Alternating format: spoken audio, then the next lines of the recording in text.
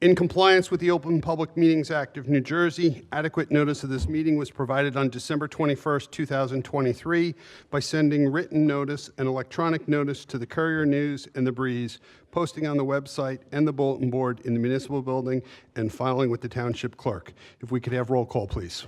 Councilman Kirsch? Here. Councilman Codilla? Here. Councilman Nogales? Here. Councilman Pedroso? Here. President Ring? Here. Before we stand for the pledge, some of you may be aware, some of you may not be aware that yesterday our former retired sheriff, Frank Provenzano, passed away. What you may not know is that Sheriff Provenzano, before he became a sheriff, was a longtime public servant here in Bridgewater, retiring as a captain from our police department. So I would ask that after the Pledge of Allegiance, if you could just remain standing for a moment of silence in his honor. Thank you. If you're able, please stand for the Pledge of Allegiance. Councilman Norgalis, could you lead us? I pledge allegiance to the flag of the United States of America and to the republic for which it stands, one nation, under God, indivisible, with liberty and justice for all.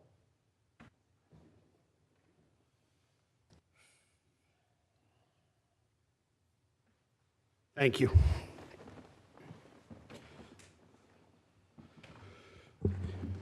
All right, we have minutes from the June 6th regular session for approval, and we have June 6th closed session making their way around. Anyone for the June 6th regular session? I'll make that motion. Okay, I got two. Second it as amended. Second it. It was amended. Okay, based upon the amended minutes. So we have a motion to approve. All those in favor? Aye. Aye. Opposed? All right. Township Council reports. I'll start with Councilman Norgalis. As was just mentioned, Frank Provenzano, a longtime participant in Bridgewater. Police passed away and very successful. I guess you had 5 terms as sheriff. But Bridgewater lost another member of the community in the passing of George Collins.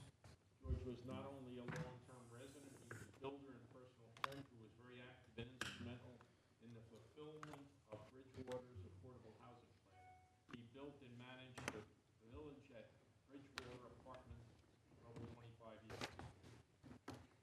Next week on Tuesday, July 7th, those of the Muslim faith will celebrate the Islamic New Year of 1446. The greeting at the time of New Year is Happy Islamic New Year. May this year bring you blessings, joy, and peace. And a nice greeting. Happy belated Father's Day for those of you who will fulfill that role in the lives of our youth. I have received numerous phone calls requesting what is happening in the closing of Country Club Road and especially Talamini. A major effort of PSE&G to replace gas mains in the area continues at a somewhat fever pace. When completed, the new mains will operate at a higher pressure to deliver more gas to meet customer needs, especially when a surge of whole house standby generators. As a byproduct, gas meters will be relocated outside of homes for better access for heater reading and for emergency responders. I was came down Country Club today, and I see more street is marked out, so I would assume that activity will continue on for another couple of days. Spent most of the time since the last council meeting celebrating high school and college graduation, so that's my report. Thank you. Thank you. Councilman Pedroso. Thank you, sir. First of all, congratulations to the Bridgewater Raritan baseball team. You guys did a great job, 6-4 victory, very proud. I'm a Bridgewater Raritan alumni myself, graduated from Bridgewater East in 1988. Great achievement. Congrats, boys. I'm glad you're here tonight, and can't wait for the proclamation. Also, congratulate all of the many graduates of the Bridgewater Raritan school system. My own daughter graduated this year from high school, going on to college, and so I was in attendance, but great ceremony, and just wish everyone, all the graduates, a lot of luck going forward in the future. Last week was Juneteenth. We didn't have a council meeting. I have a very short statement. Last week, many gathered to celebrate Juneteenth, a profound and pivotal day in our nation's history. On this day, we commemorate the end of slavery in the United States, a milestone achieved through the valiant efforts of those who fought tirelessly for freedom and justice. This celebration is not merely a remembrance of the past, but a testament to the enduring spirit of liberty and equality that defines our nation. As I personally reflected on this significant occasion, I recognized the instrumental role played by Abraham Lincoln and the Republican Party in the abolition of slavery. In the darkest hours of our nation, President Lincoln demonstrated unwavering moral courage. His issuance of the Emancipation Proclamation on January 1st of 1863 was a bold and revolutionary act. It will go on to pave the way for the eventual abolition of slavery, the liberation of more than 250,000 enslaved black people in Texas on June 19th of 1865, and set a moral compass for the nation. The 13th Amendment would eventually be ratified on December 6th of 1865, which constitutionally ended slavery in America. This amendment, passed by a Republican-led Congress, was a monumental achievement that endured the permanence of freedom for all. It was a triumph of justice over oppression, a victory for human rights that echoed across the globe. Juneteenth is a day of jubilation, a day to celebrate the triumph of freedom over bondage. It is also a day of reflection. The legacy of Abraham Lincoln and the Republican Party is a testament to what can be achieved when we stand united for what is right. And Juneteenth would not be complete without reflecting on the profound impact of slavery on Black Americans, the immense suffering endured by so many, and the continuous need to strive for equality and justice in our society. As we pause to remember Juneteenth, let us honor the courage and conviction of those who fought for freedom by continuing to strive for a more just and equitable society. The work is never finished, but the legacy of Juneteenth inspires us to persevere. Thank you, sir. Thank you. Councilman Kirsch. Thank you, Mr. President. So I'm going to go in chronological order with a few items. On Saturday, June 8th, I attended the Findern Fire Department's Rescue 30 dedication. I believe that Councilman Cardillo will go into greater detail there.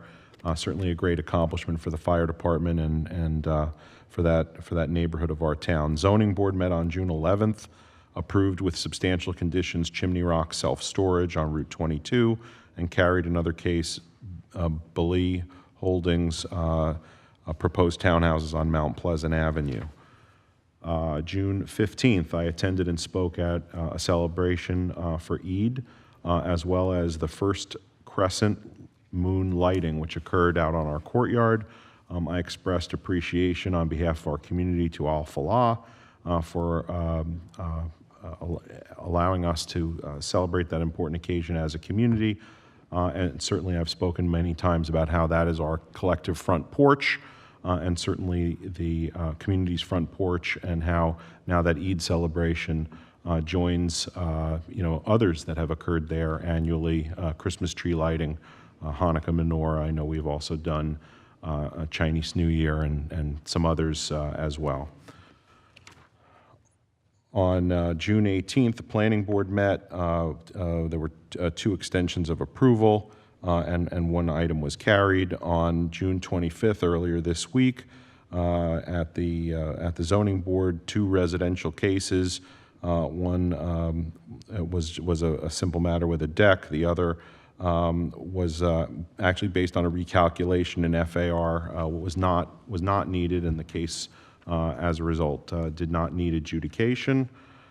We have begun our budget deliberations. We have had two meetings of the Budget and Finance Committee, and there will be other meetings in the next several days with individual council members. And then bringing us to today, I know we'll very soon be congratulating the Bridgewater-Raritan high school baseball team for their Group 4 tournament championship. I just want to share my personal perspective that I've known some of these boys, some of these players, some of these families since pre-K. Is it possible that it was that long ago?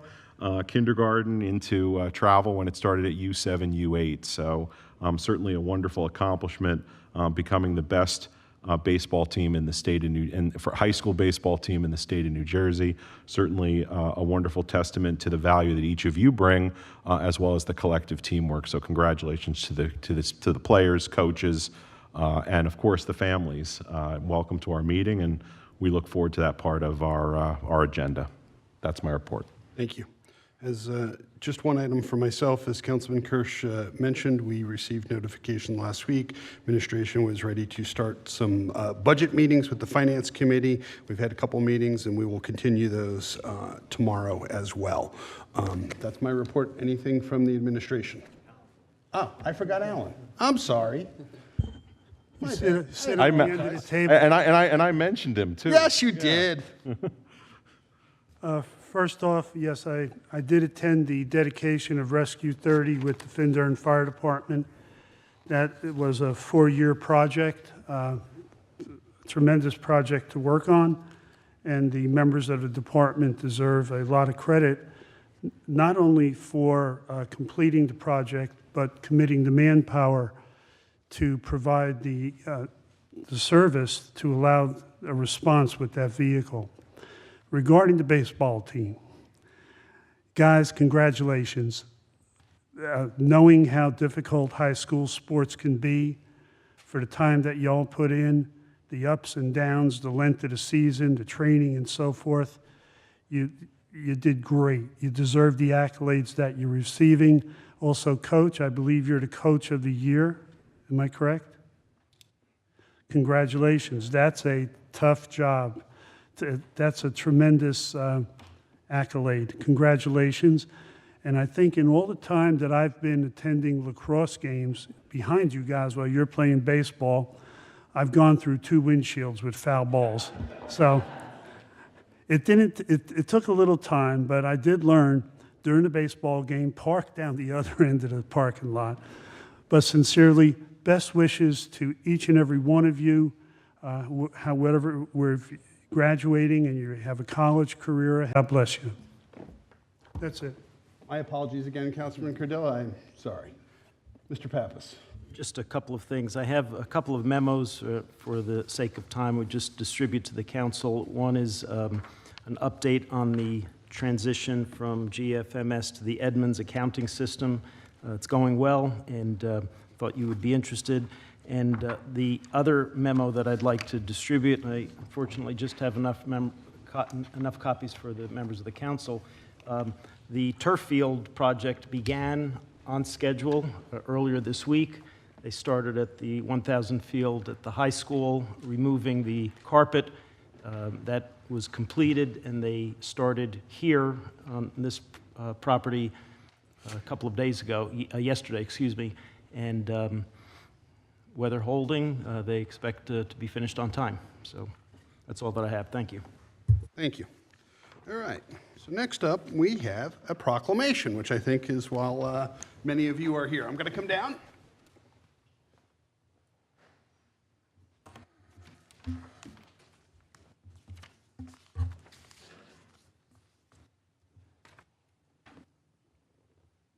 Invite the members of the baseball team and the coaching staff to please come up and join me.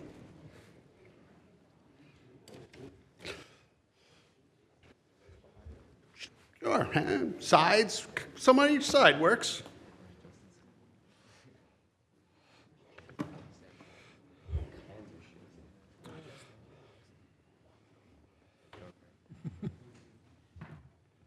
So unfortunately for our mayor, he is out of state tonight and couldn't be here. So fortunately for me, he's not here, and I get to present this to you. So this proclamation is on behalf of the Office of the Mayor of Bridgewater, New Jersey. Proclamation for the Bridgewater Raritan High School baseball team. Whereas the Bridgewater Raritan High School baseball team has achieved unprecedented success by winning the New Jersey State Interscholastic Athletic Association Group 4 Tournament Championship on June 8, 2024, making the first state group championship in the history of Bridgewater Raritan High School. And whereas this victory is a testament to the dedication and hard work of the players, coaches, and support staff who have worked tirelessly to build a strong foundation and foster a culture of excellence within the program. And whereas the 2024 team, under the leadership of head coach Max Newell and his outstanding coaching staff, including freshman coach Matt Perlman, JV coach Mike Trapani, and varsity assistant coach Evan Seavey, have demonstrated remarkable talent, resiliency, and unity in achieving a record-breaking 30 wins this season. And whereas the senior class of 2024, including Frankie Verano, Michael Taylor, Matthew Baxter, Michael Lentini, Nick Turkey, Matt Fator, Trevor Kelly, Devin Goldberg, Joe Spira, Ben Dolan, Sam Matheson, Joey Letko, Corey Ribble, and team manager Jayan Patel, and I apologize if I mispronounced your name, have left an indelible mark on the program and inspired future generations of players. And whereas this historic achievement has brought immense pride and joy to the Bridgewater Raritan community, having demonstrated the team's determination, skill, and sportsmanship. Now, therefore, be it resolved that I, Matthew Mensch, not me, but Matthew Mensch, along with the Bridgewater Town Council, do hereby recognize and congratulate the Bridgewater Raritan High School baseball team for their extraordinary accomplishments and tremendous victory. We commend their perseverance, teamwork, and dedication, which have earned them the title of New Jersey State Champions and have set a new standard of excellence for Bridgewater Raritan High School athletics. Let this proclamation serve as a lasting tribute to the 2024 Bridgewater Raritan High School baseball team, whose victory will be remembered and celebrated for years to come, signed by the mayor and the members of the town council. So I'm not sure who's going to accept this on behalf of the team. Congratulations.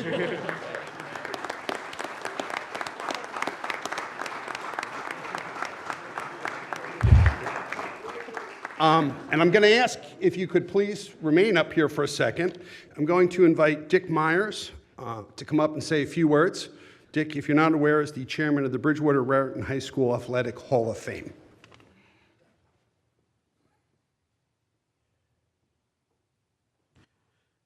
On behalf of the Bridgewater Raritan High School Athletic Hall of Fame Committee, the committee congratulates an outstanding record-breaking baseball season. Your historic accomplishments, a record of 30-3, named the Courier News All-Area Team of the Year, #1 overall Group 4 team in New Jersey, #1 team in Somerset, Middlesex County by Central Jersey Sports Radio, #1 Skyland Conference, a conference title, Somerset County title, North Jersey Section 2 title, the overall Group 4 state title, and this one I've been back and forth, these next couple I've been back and forth with Coach Newell before I finished writing this letter the other night.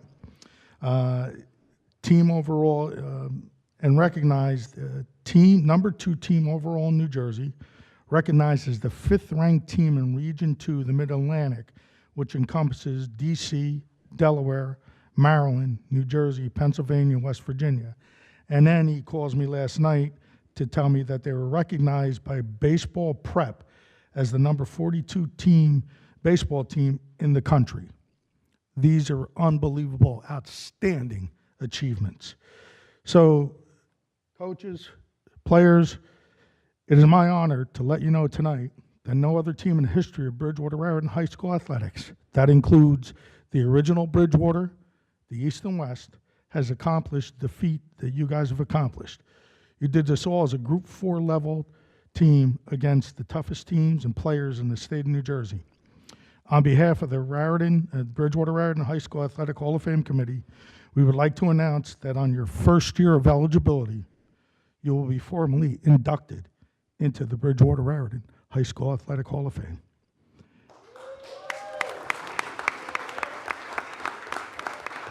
And by our guidelines, that will be in 2034. That will be their first year of eligibility. So hang on, guys, it'll come, all right? And I have a letter for each of you. Hold on to these, gentlemen, because I had one of our athletes, you know, 2 names out of Raritan, and that's John Basilone and Mike Grosso.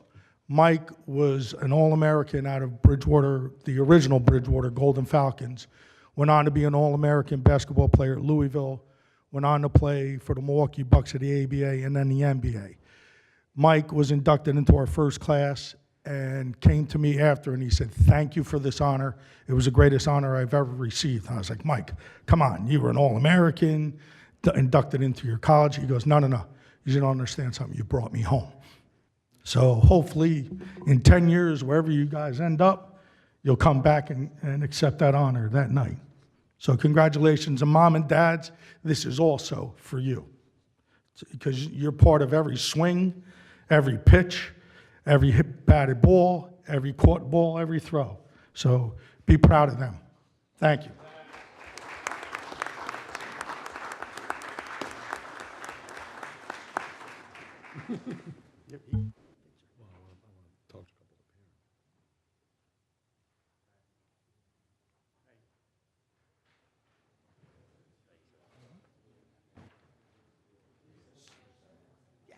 Yep, No I'm picture? just going to let him finish.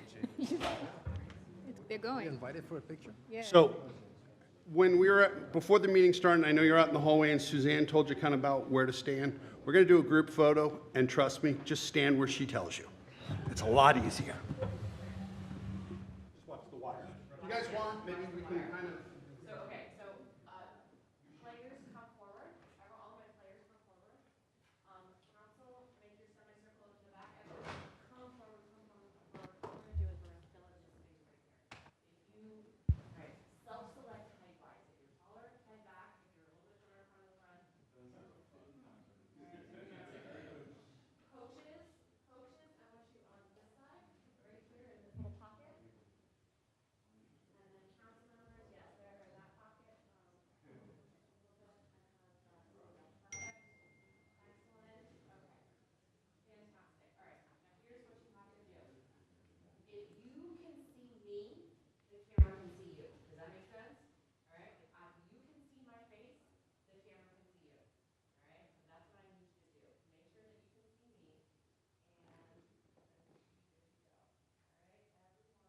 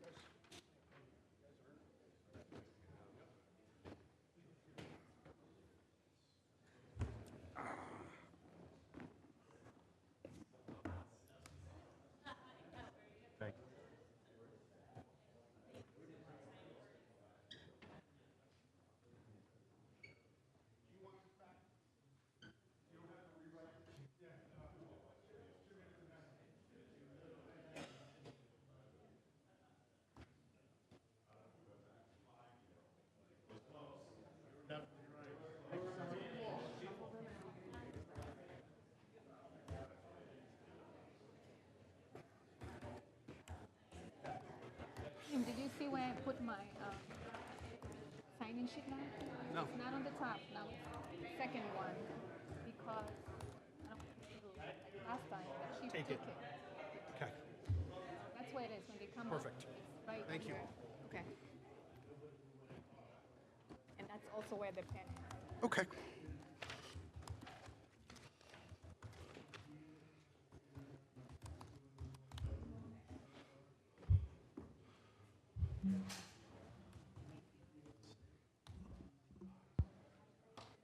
Roman's reclaiming his usual seat.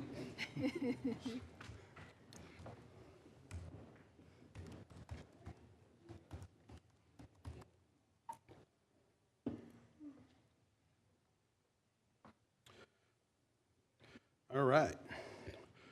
Next up, we have a presentation. Mr. Pappas, do you want to Yes, introduce it? We have Tony Gallo, our Assistant Township Engineer, here with Dickie Schimpf, the Superintendent of our Public Works. They're going to each make brief comments about stormwater management requirements. There was a memo that I circulated to the council from Bill Burr, our Township Engineer, which is a couple of pages. I won't go over it. I think they probably will. It is requirement that emanated from the federal government, is being administered by the state DEP, and each municipality in the state of New Jersey is needing to adhere to this. It will require significant expenditures of funds over several years and additional preparation and planning and documents. And I think with that, I'll ask Mr. Gallo to start and Mr. Schimpf to continue. Yes, thank you. Good evening, members of the administration, council, and general public.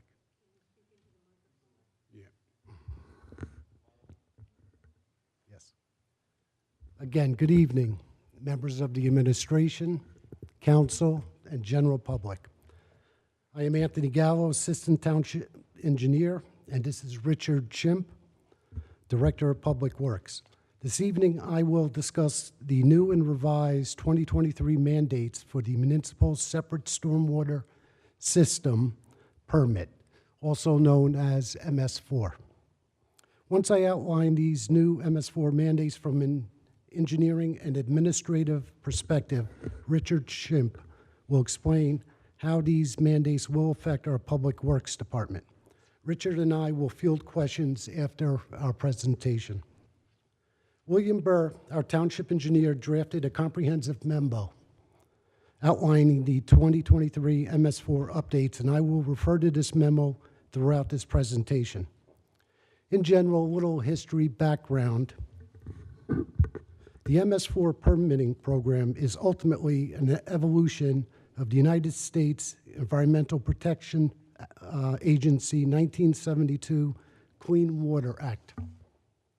The MS4 permitting program was initially created in 2004 to address water quality and flooding issues, while the new 2023 mandates address projections of increasing stormwater intensity and frequency events, and a shift towards watershed level planning with the inclusion of a mandatory watershed improvement plan.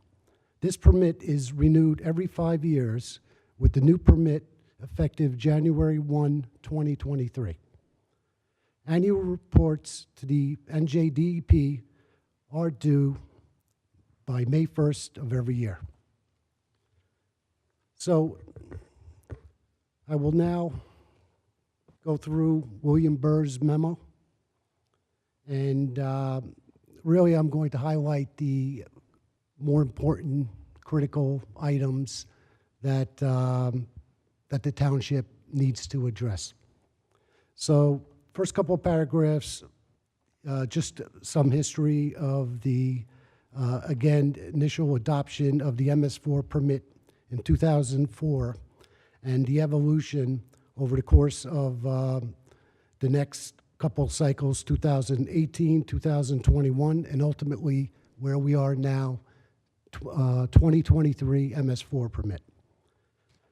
One item that we need to adopt is, as per the MS4 2023 permit, is that all New Jersey municipalities must update their stormwater management control ordinance to ensure that the design of new infrastructure to manage stormwater uses updated information on current and future levels of rainfall, runoff, and flooding. This new ordinance is being drafted, and with the expectation to have it introduced to the governing body at our July 18th council meeting. That is just one mandate or that we need to comply with. In addition, there are numerous other and extensive mandates that the township must comply with as part of this, again, MS4 2023 stormwater permit. These are all outlined on the memo, and what I'll do is I'll just run through them very quickly. We must maintain a list of all machinery and materials stored on township sites, including DPW, develop and maintain a dedicated stormwater webpage with all relevant materials uploaded, conduct monthly inspections of all municipal yards and storage areas, develop and implement a public education outreach program that includes educating business and the general public about hazards associated with illicit connections and improper disposal of waste. Develop and implement a program to ensure adequate long-term operation and maintenance of stormwater facilities, including stormwater infrastructure maintenance, which are owned or operated by the township. Develop and implement a program to ensure long-term operation and maintenance of stormwater facilities not owned or operated by the township. Develop and implement an employee training program. Implement a program to detect, investigate, and control any localized stream scouring from stormwater outfall pipes owned or operated by the township. Conduct a visual dry weather inspections of all outfalls owned or operated by the permittee at least once every 5 years, with a minimum of 20% of the total number of outfalls per year to determine if dry weather flow or other evidence of illicit discharges present. Update the township's electronic outfall map. Complete street sweeping of all roads within the township each year. Any roads that have storm inlets need to be swept once every 4 months or triannually. Within 72 hours after winter storm events, remove piles of excess salt and de-icing materials that may have been deposited during spreading operations. Detect and repair erosion along roads within the township. At least once per year, inspect all storm drains, inlets owned, storm drains and inlets owned by the township. Develop, update, and implement a storm drain inlet cleaning and maintenance program. Develop, update, and implement a MS4 conveyance system inspection, cleaning, and maintenance program, such as ditches and pipes. Inspect all stormwater management infrastructure at least 4 times a year and after each storm exceeding 1 inch. Develop, update, and implement a program to detect, investigate, and control localized stream scouring from stormwater outfalls, at least 20% of those per year. And finally, prepare a watershed inventory report, a watershed assessment report, and prepare watershed improvement plan report. Now, compliance with these deadlines, they have tiered, well, they're tiered deadlines. And more importantly, what we need to consider is the funding to be in compliance with these mandates. Funding for manpower, resources, and equipment. In addition, before I hand this off to Richard Chimp, I would like to bring up a municipality in New Jersey, the first of its kind, where due to the significant cost of being in compliance with these MS4 mandates, what they have done is created a stormwater utility. And I am speaking of the municipality of New Brunswick, or the city of New Brunswick. What they've done, again, create a stormwater utility and corresponding tax to help fund new MS4 mandates based on what they call ERUs, or equivalent residential units. And this was based on their projection that over the course of the next 6 years, they plan to spend $7 million to be in compliance with the MS4 updates. What these equivalent residential units have an average fee per resident of $77. Again, I just wanted to bring that to your attention. I think we're going to be seeing more of this, and actually the DEP is pushing for this. Just food for thought. And I'll leave you with that, and I will hand it off to Richard Shim.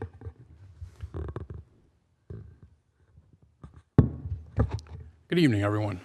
Everyone knows me as Dickie. As you heard from Tony talking about this, these mandates that are coming down the road are going to be a little bit onerous on Public Works. We face challenging conditions with the personnel that we currently have. These types of mandates coming down are going to cause us to allocate people away from their current jobs to try to document, prepare paperwork, make reports to DEP. Currently, what Tony had mentioned, the 600 outfall inspections, it roughly equates to about 120 a year. We've identified them. Chip Mills did a nice job. He identified all these outfalls. We probably have more to update. I believe the last time it was updated was in 2015. For us to go out and do these outfalls, it's going to take about 120 inspections a year. I'm looking as this would be more of a administrative type job for someone to go out there physically to inspect 120 outfalls a year, prepare a 2-page report that New Jersey DEP wants us to use to do the reports on this, upload it to our record-keeping system, and additionally, we're going to have to go out and educate our private communities that have detention basins. A lot of these private communities do not even know that they're probably responsible for reporting the conditions of their detention basins. We do get a lot of businesses, such as PSC&G, that send us reports on how their detention basins are doing. So it's going to be an approach where we have to collect information, we have to record the information, we have to go out and educate a lot of our private establishments on what their responsibilities are. And what I'm looking for is possibly, we're gonna need some help in the administrative side. Currently, it's just myself, an assistant superintendent, and our secretary in the administrative side of DPW. Just to talk about street sweeping, currently street sweeping, we're mandated by DEP to sweep the 35-mile-an-hour roads, the ones with curbing. We have to do that monthly, and luckily the township purchased in 2019 a really nice street sweeper. It replaced 2 old street sweepers. This street sweeper is definitely a much faster, more efficient truck, but the problem is there's costs that come with what we currently do with the street sweeper. Disposal, we pay about $47.50 per cubic yard to have the sweepings from the street disposed at Somerset County. Last year, we spent approximately $17,000 on street sweeping, spoils to get rid of, brush replacements. You probably wouldn't think of brush replacements on a street sweeper, but they actually happen roughly every 2.5 months. I just currently I got a quote for brush replacement at the middle of the year for $7,500.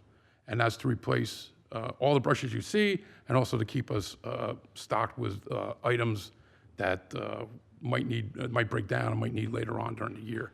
So I'm envisioning once we start sweeping more, because one of our goals is we try to sweep after we hit the DEP mandated streets, we try to go out and hit other streets in town with the goal of trying to hit every single street in town.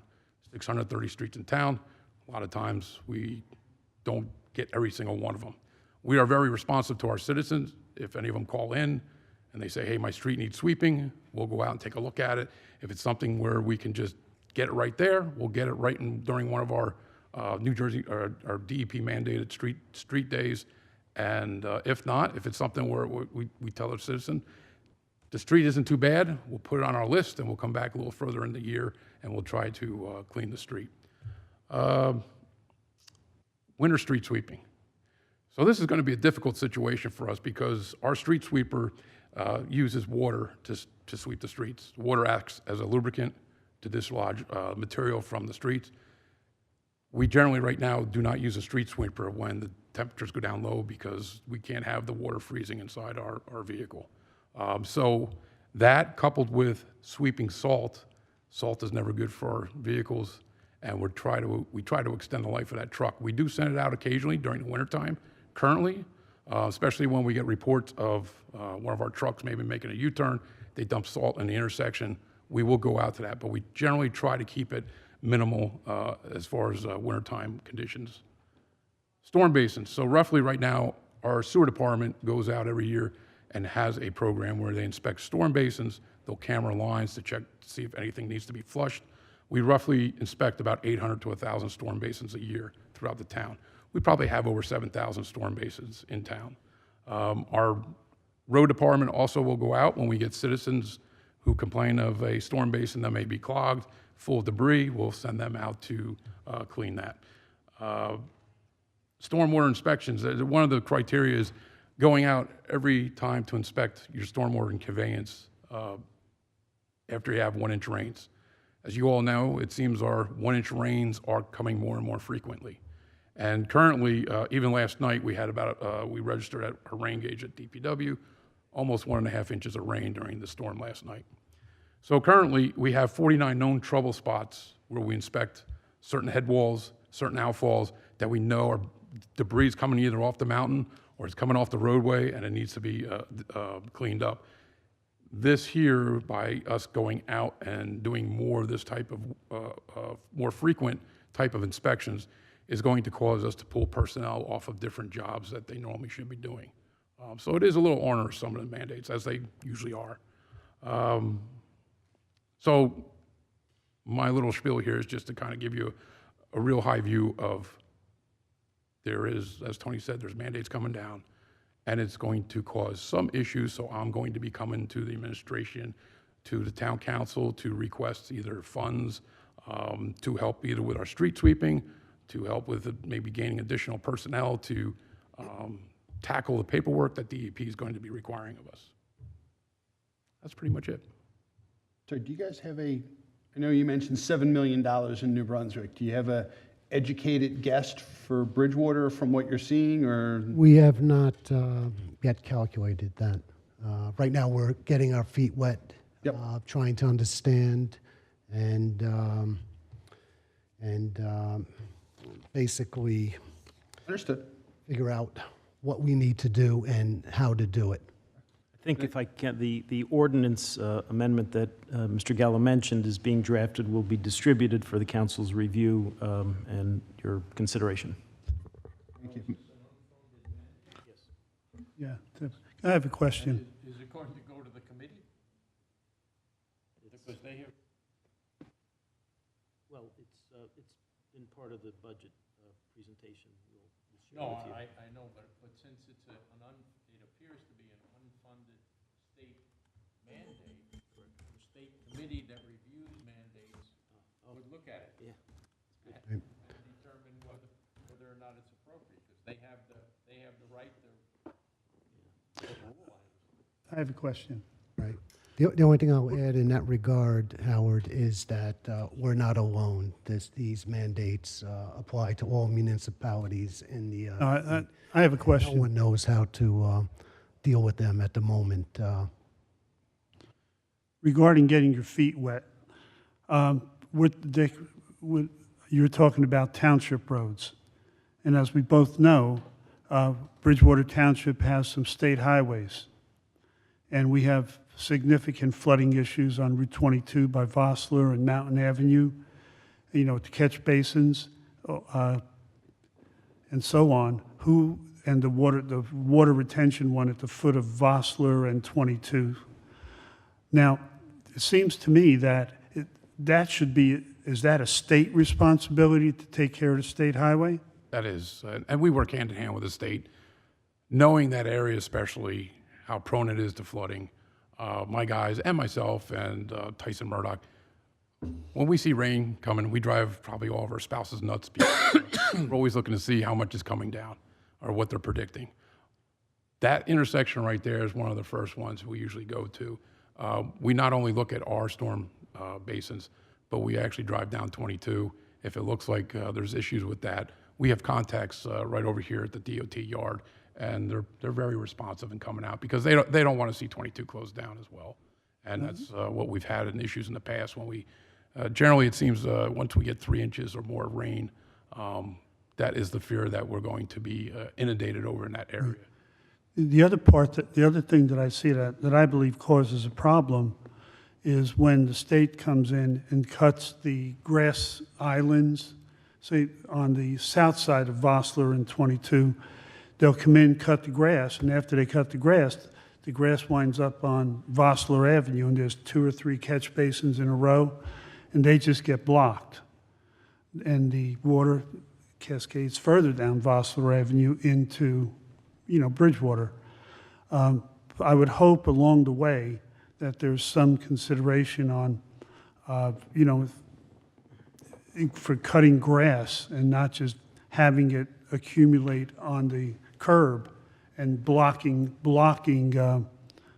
catch basins. I think in front of the nursing home on 22, that's a significant problem there. And those are not our responsibility, in my opinion. That's a state responsibility, but we wind up with the problem.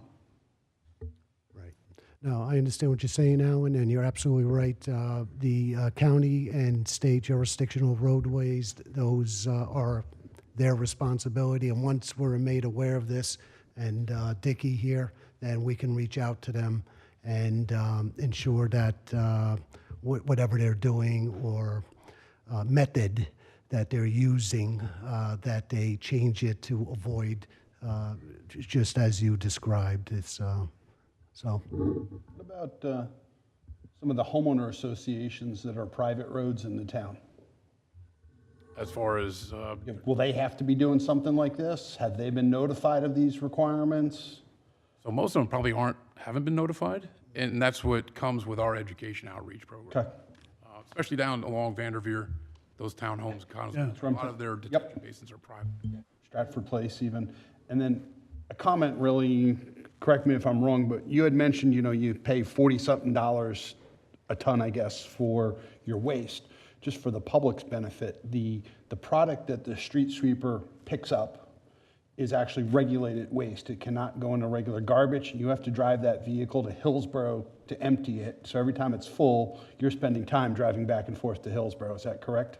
That is true. We've actually implemented now where this sweeper holds about 3 yards, which is maybe if you take your a normal pickup truck and just heap it about a foot above the sides, that's about as much as that equipment can hold. We used to drive down to South County Garage over in Roycefield and Hillsborough. What we do now, and I have my personnel, they bring the sweepings into our yard. We have a dump truck. He dumps it right into our dump truck. We just wait until we fill that dump truck up, and then we drive it down. So generally, it'll take about a week, maybe sometimes less, depending upon if We found some efficiencies. we try. We try to slim it down. The point is, you're not bringing it back to the yard and emptying it into a dumpster and done with it. It's regulated waste. It's regulated waste. Mr. President? Yes. So I've had the privilege of being a councilman in Bridgewater for 5 years, previously on the Township Committee in neighboring Greenbrook when we lived there for 3 years.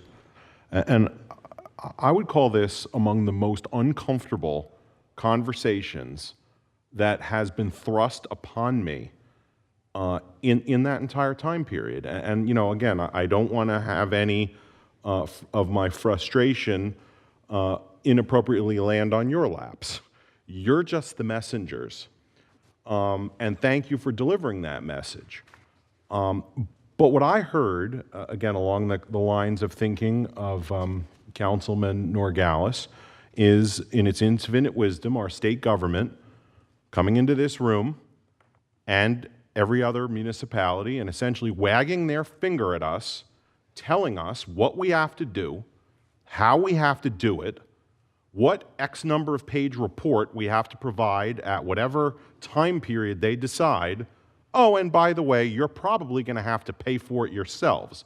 Not considered potentially as part of the $56.6 billion budget that the state of New Jersey is currently considering, the fiscal year ending in just a handful of days, which, by the way, is 4.2% over the current spending plan. I heard a comment here, well, just set up a taxing authority. It'll be $77 a house. Are they kidding? I can think of many, look, it is critically important that we provide effective stormwater management.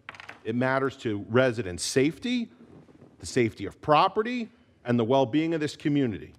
But to come in here, and again, I don't mean to take it out on you guys, but I literally see the hand of Trenton coming into this room and presumably every other 500 and however many municipalities there are, and literally wagging their finger at us.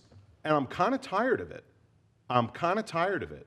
And I think this is an unfunded mandate. I think that needs to be pursued. I think we need to go through the League of Municipalities. I think we need to consider what our options are here. I think that our administrator, Mike Pappas, needs to consider conversations with his fellow administrators and say, what are we going to do about this? This is not right.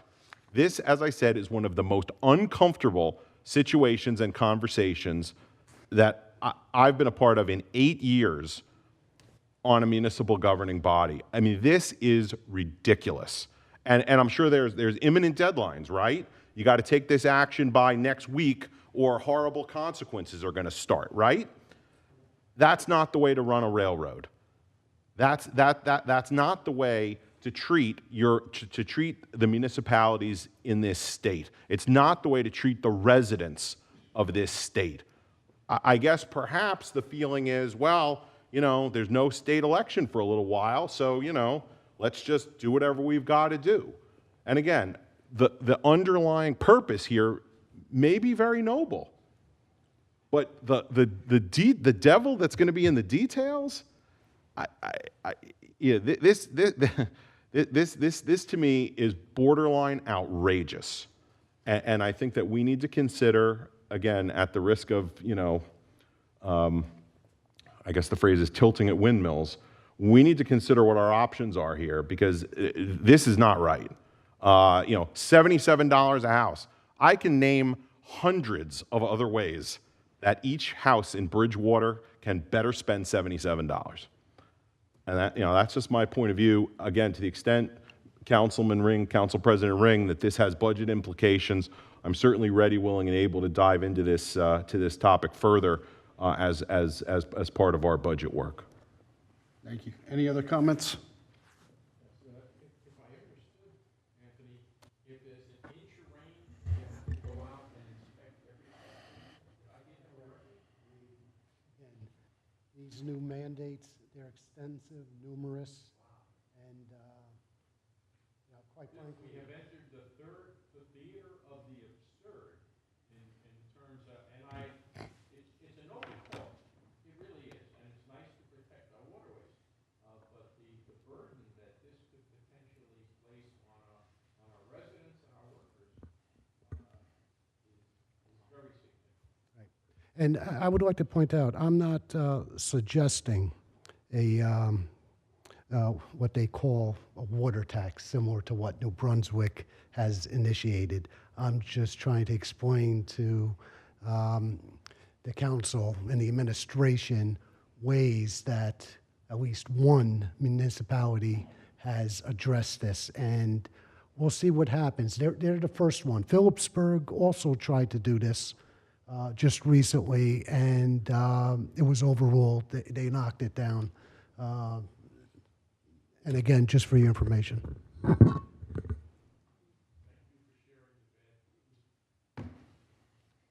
All right. If there's nothing else, we will move on. Thank you, gentlemen. Appreciate it. Thank you. All right. Next up is the opening of the meeting to the public. Entertain a motion. I'll make the motion to open to the public. Second it. We have a motion. We have a second. All in favor?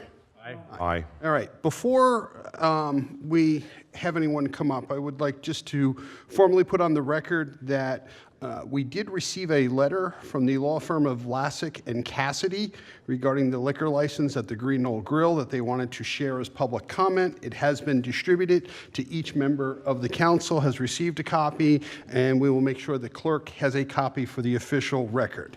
With that, any members of the public wishing to address the council on any matter will be allowed 2 minutes to speak unless there's unusual circumstances.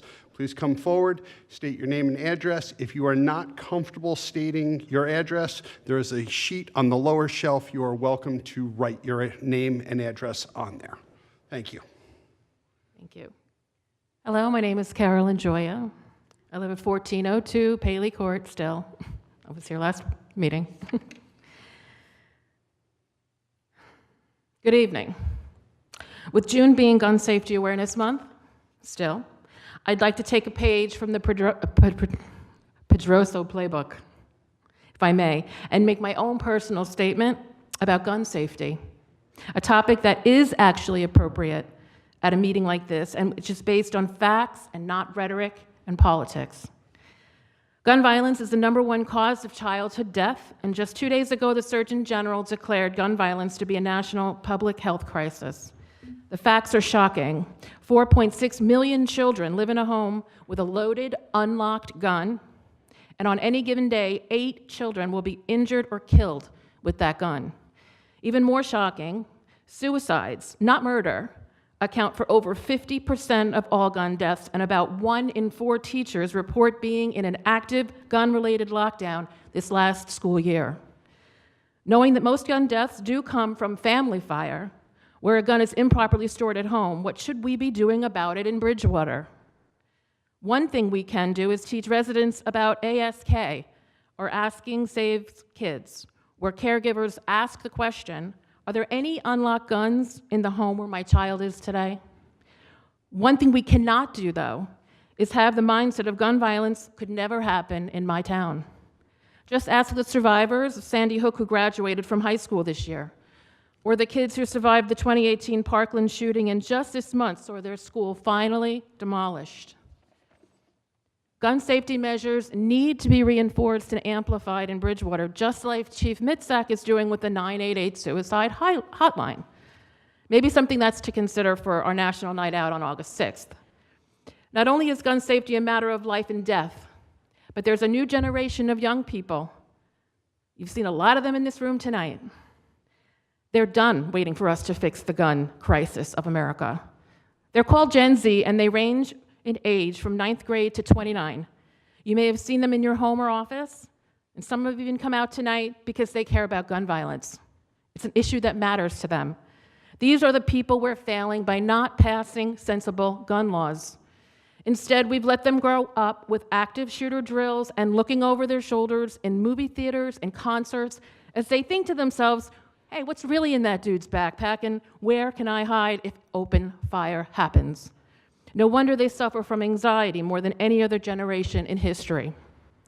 At the same time, this generation is compassionate, educated, and resilient, and the time is quickly coming for them, 41 million of them, to rise up and vote to change what other generations before them couldn't, or maybe wouldn't. That being said, I encourage all of you, as their elected officials tonight, to listen to them, support them, partner with them, and whenever you get the chance, raise awareness and find solutions to promote gun safety and end the gun violence crisis once and for all. Thank you.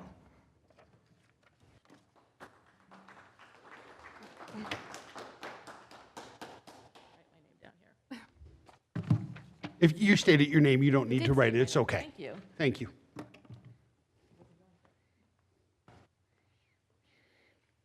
Hi.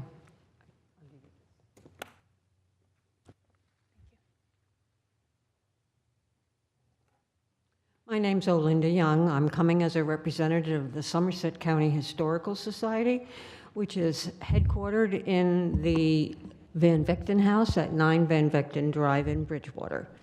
And I'm here to say we're very, very pleased that you finally appointed a history committee. And we're grateful that you're considering how we can use the rich history of the township to promote the assets of the area.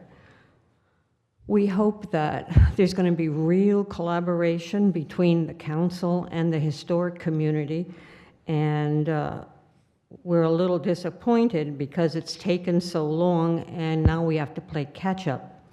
There's only 18 months until this semi-quincentennial, and we're eagerly awaiting hearing from you who on the council or the township is going to be the representative in the committee to work with the citizens. And what the date of the first meeting is. But thank you very much. It's a big step forward, and we appreciate how you support the history events. The mayor sent a rep to the Prince Rogers Stone Monument dedication at the ball field, and now the ballpark is going to be having a fundraiser. There's all kinds of ways that we can be using history to promote business and tourism and increase the status of Bridgewater. And we thank you very much for taking the action. Thank you.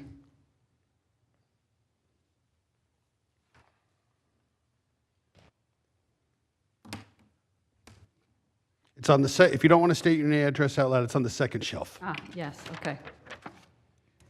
Sometimes when we leave it on the top shelf, people pick up their paperwork and accidentally take it home, and we didn't want that to happen.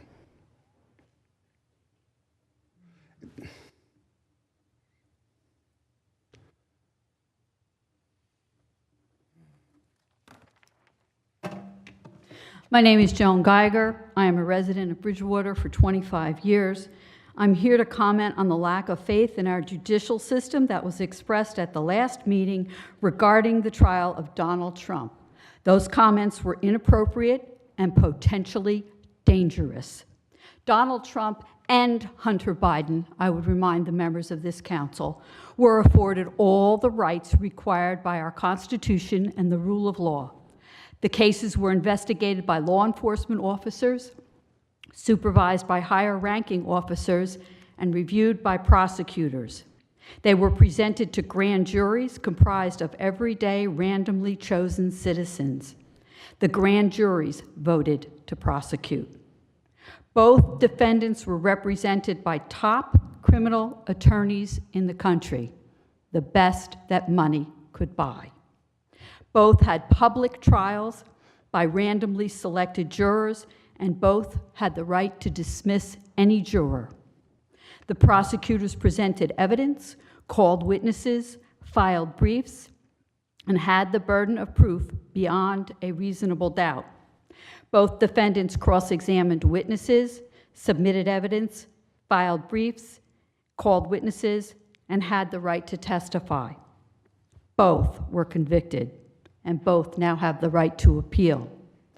Respect for our government, respect for the judicial system and the rule of law is imperative.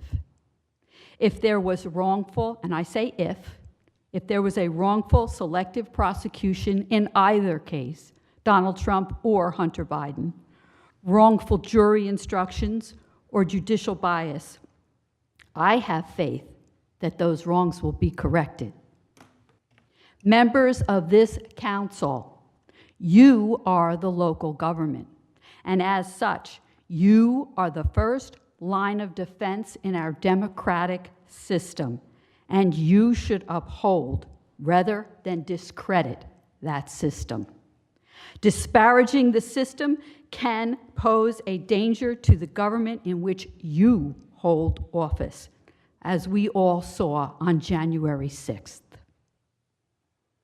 When an elected official expresses distrust in the system, it fosters distrust among your constituents, in this case, the citizens of Bridgewater. And by doing so, you have discredited your own governance.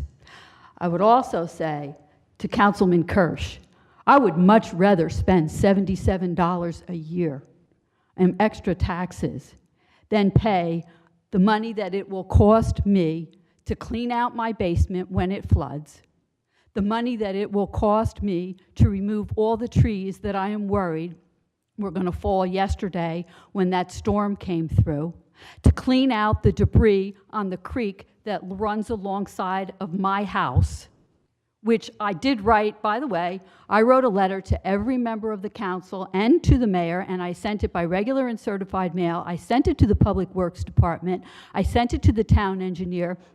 about a flooding problem in my neighborhood in 2019, and not one council member, no one from the Public Works Department, not the mayor, no one had the courtesy to even email me back and say, I got your letter, and I will respond to it, or I will look into it. So this is the reality of climate change, gentlemen.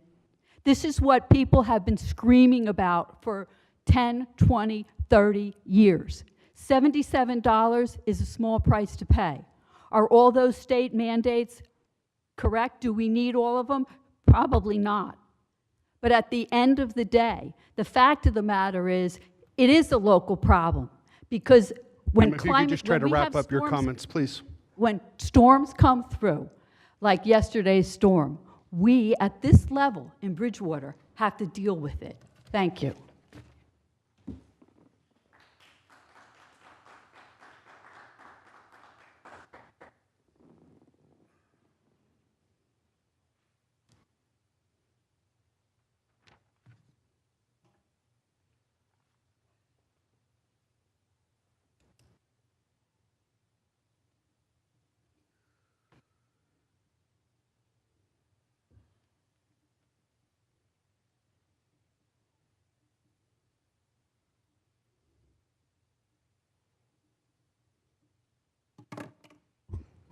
My name is Marguerite Baranowski, and I have been a resident of Bridgewater for over 45 years. I'm going to continue with what my colleague spoke. There was one difference in these cases. One of the defendants repeatedly disparaged the judge, his daughter, the court personnel, and the entire system. He repeatedly violated gag orders that allegedly blasted judge, responded with incredible restraint, and there was no meaningful consequences for the defendant. Were any person in this room to behave in a similar manner in the Bridgewater Municipal Court, they would have ended up in jail, as they should. Presumably, the judge made an exception out of respect for the office of the presidency and perhaps to prevent more violence, such as created by a similar behavior on January the 6th. Stating the system failed or the rule of law did not prevail, or that the investigators, prosecutors, jurors, judges, and court personnel conspired for political reasons to convict either Donald Trump or Hunter Biden is wrong. Both men received the full benefit of sound democratic judicial system. Gentlemen of the Bridgewater Council are elected officials of this system, and I hope you believe in it.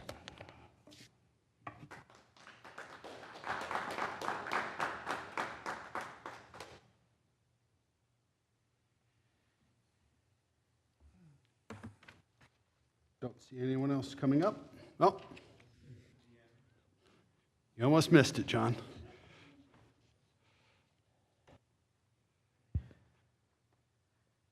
John Arcolio, Washington Valley Road, Bridgewater. I've also been a longtime resident of Bridgewater since 1991, and I just have just one quick comments about the bonds that are going to be sold, or the notes that are going to be sold this July. I think there's up to $24 million, and interest rate's about 4%. That's a cool $1 million. I talk about this because people are getting these estimated tax bills, and they're coming in at, I'll say, double digits and increases in estimated tax payments. And everybody says, oh, our component is only 2, 3, 4% of the total. How does one get from single digits to double digits? Any comments from Mr. Pappas, if possible? Well, I'm facing the podium rather than walking away.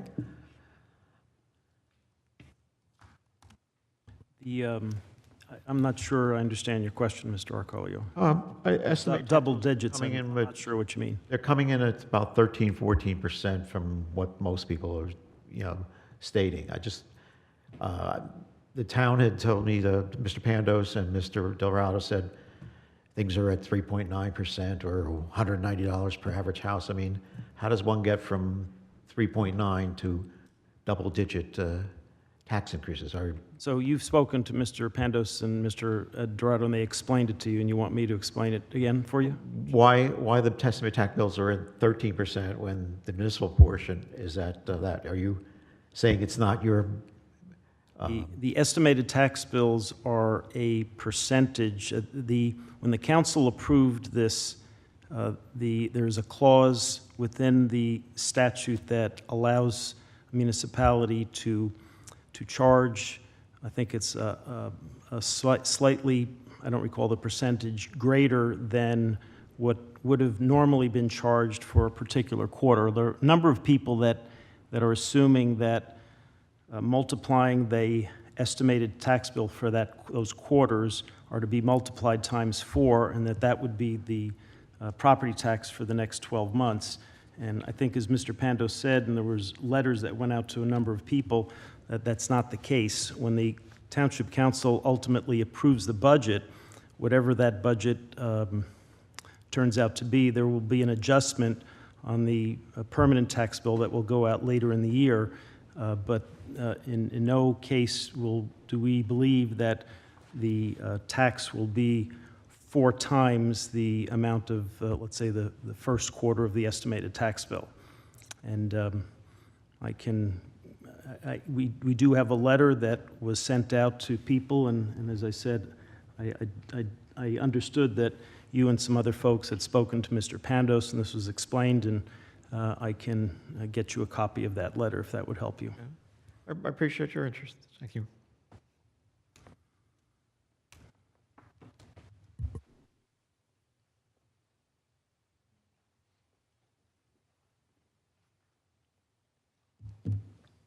Seeing no additional movement, move to close public input. I'll second. All those in favor? Aye. Opposed? All right. Meeting is closed. Public comment. Next up is public hearing and final action ordinance. This is 10A, an ordinance amending Chapter 76, disorderly conduct, to include enforcement mechanisms for improper entries onto real property. Any comments before we open it for public hearing? Okay. Make the motion to hold the public hearing for ordinance 10A. Have a motion? Second? We have a motion and we have a second. All those in favor? Aye. Opposed? All right. We are open for public comment on item 10A only.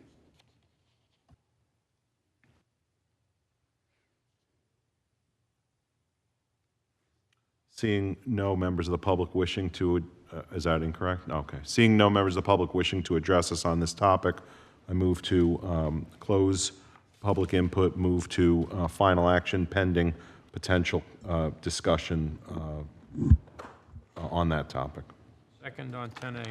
We have a motion. We have a second. Was pending any discussion? Is there any comments from the dais? I'm going to reiterate what I said, I guess, at the last meeting, which is I'm going to support this ordinance. I'm going to commend again the administration and Mayor Mensch for taking a leadership role in getting this done. I think there's a void in state leadership. The state really should have been actively protecting our citizens against what's known to be crimes are occurring in suburban neighborhoods. It appears the state's not doing that, and I'm glad that Mayor Mensch stepped up and brought this before us. So I support it, and I'll move to introduce it. We have a motion. We have a second. Is there any other comments? Yeah, brief additional comment. I made this last time. I think there is also a bit of a vacuum or this lack of action by the county as well. We've essentially up here, I guess, north of 22, been kind of left to our own devices to talk amongst our own police chiefs and our own mayors, and we're certainly ready, willing, and able to do that, and we will. But certainly some sort of cohesive strategy or some sort of cohesive input at the county level would be exceptionally valued here as well. And I'm willing to second the ordinance. You moved it. Oh, I moved it. Oh, that's right. I moved you it. moved Then to close it and then he said final it. action pending. I got it. All right, then I'll change my motion to a second. Then we have a motion and a second. Thank We you. had a second from Councilman Norgalis. We did, okay, I'm a third. Any other comments? Roll call, please. Councilman Kirsch? Yes. Councilman Cordilla? Yes. Councilman Nogales? Yes. Councilman Pedroso? Yes. President Tring? Yes. All right, moving on to resolutions. Resolution 12A is authorizing the reappointment of Jenny Peterson as interim municipal court administrator for a third one-year appointment beginning July 18, 2024, ending July 17, 2025. It's my understanding that Ms. Peterson has completed all of the required work and actually submitted it and anticipates hearing from the state sometime in July or no later than, I believe, September. It's quite possible that we may have to modify this next month to remove the interim piece pending the state's acceptance of all of her paperwork that has been submitted signifying she's completed all the required work. Did I summarize that well? Okay. So with that, anyone like to move 12A? I'll move 12A. I'll second. Roll call, Councilman Kirsch? unless there's any comments. Okay? Yes. Councilman Cordilla? Yes. Councilman Nogales? Yes. Councilman Pedroso? Yes. President Tring? Yes. 12B is authorizing the appointment of Michael Grondike Esquire and Christopher Sabetsky? Close enough. Okay, Esquire, from the law firm of Savoshak as alternate municipal prosecutors. I believe this is like third string if our You need some bodies. first string and second string are unavailable, we can continue to hold court. Okay? Any comments, questions? I'll make a motion, we move it. We have a motion, do we have a second? I'll second. Roll call? Councilman Kirsch? Yes. Councilman Cordilla? Yes. Councilman Nogales? Yes. Councilman Pedroso? Yes. President Tring? Yes. 12C is authorizing Bridgewater Deputy Tax Collector Blanca Lyons to conduct an electronic tax sale. Straightforward, we do every year? Yes, we had presented a resolution for Mr. Murdoch, who is the tax collector, to conduct this. This will allow Blanca to carry it out in his absence. Move 12C. I'll second it. Roll call? Councilman Kirsch? Yes. Councilman Cordilla? Yes. Councilman Nogales? Yes. Councilman Pedroso? Yes. President Tring? Yes. 12D is endorsing the township's amended Affordable Housing Development Fee Spending Plan. You'll recall we submitted to the state a plan to transition our 40 rental units from the former Center of Excellence to the Hyatt House. The state has finally acted on that as of last month. I understand we have approval, and the next piece of that is we have to approve the updated fee spending plan, and then later on, there's a document that has to go to the planning board, the overall comprehensive plan that will come to the council for further review. Once we complete those 3 steps, it's my understanding we remain protected from builder's remedies. So we're fully compliant once we complete these administrative steps. I'll move it. I'll move it. All right, I'll second it. Councilman Kirsch? Any comments? All right. Councilman Kirsch? Yes. Councilman Cordilla? Yes. Councilman Nogales? Yes. Councilman Pedroso? Yes. President Tring? Yes. 12E is amending Resolution 05-10-06-322, authorizing the Bridgewater Township Office of Emergency Management to facilitate the implementation and coordination of the NIMS program for the Township of Bridgewater. The county and state have updated their requirements, and this just carries over to us updating ours. Anything further, Mr. Pappas? No, Sergeant Edwards is here to answer any technical questions that I cannot. I'll move 12E. Second. Any comments? All right. I'll second it. Councilman Kirsch? Yes. Councilman Cordilla? Yes. Councilman Nogales? Yes. Councilman Pedroso? Yes. President Tring? Yes. 12F, delegating the authority of award of contract of values between $17,500 and $44,000 under the Local Public Contracts Act, also known as window contracts, to the township's qualified purchasing agent, Sarah L. Hussman. My understanding is this is a new thing where each year they will update the amount, and we will have to update the dollar amounts, but this allows us with a qualified purchasing agent to accept certain bids without going through a multi-bid process. I have one I'll move 12F, but I have a comment. Okay? Just want to verify. Hang on, do we have a second? We'll get comment. All right, go ahead. Councilman Nergallis, and he said first and then, Yeah, in the sixth whereas, the paragraph says, in excess of $17,500, but below the $44,000 bid threshold. That would mean she can only go to $43,999. I think the minor wording change would be up to and including $44,000 instead of below the $44,000. It's a minor point, but well, I think Grace is pulling the finance board notice. Councilman Pedroso, you had a comment? I mean, the language, I would just move it as Howard amended it. Okay. That's fine. I just want to clarify, perhaps more for the public, that this is something that we've had before. All we're doing is adjusting the numbers in accordance with the modification of state law. Is that correct? The state has changed. The state basically has changed the maximum bid threshold from 40,000 to 44,000. And we're kind of going along with what the state. The bid threshold it changes each year. Right. Typically in July. So we're not adding anything new. We're just changing the numbers, basically. Yeah, we're updating it. Right, we're based updating upon the numbers, update- right. And it will probably become an annual occurrence. Okay. The headline didn't make it clear. The headline makes it seem as if it's a new thing, but it's not like a new thing. We're just updating the numbers.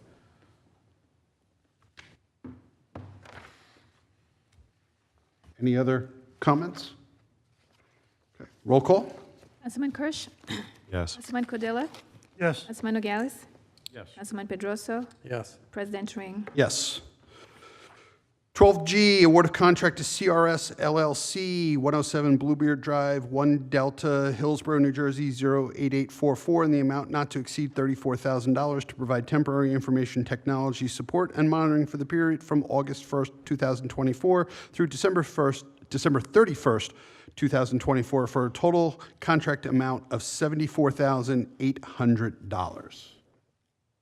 Any comments from the administration? This is the firm that is carrying out our information technology services, and we had begun this on a temporary basis, first 6 months, and we're recommending this for the remainder of the calendar year. I'll make the motion to approve.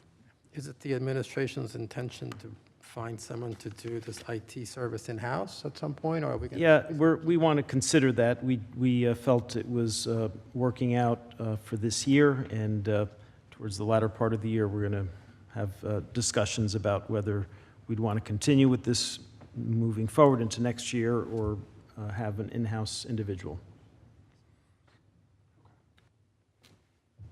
All right, we have a motion. Do we have a second? I'll second it. Okay. Any comments? I have a Sure. comment. Mr. President, it will come as no surprise to you when I offer comments on both 12G and 12H. When the package agenda was released last Friday, over the weekend, I sent comments to the clerk. On 12G and 12H, I said, please list the source of funds in the heading. This is an item that we have been including for years. I received a note back from her who said, we are unable to address items 12G and 12H based on prior instructions regarding a heading from the council president. It is my impression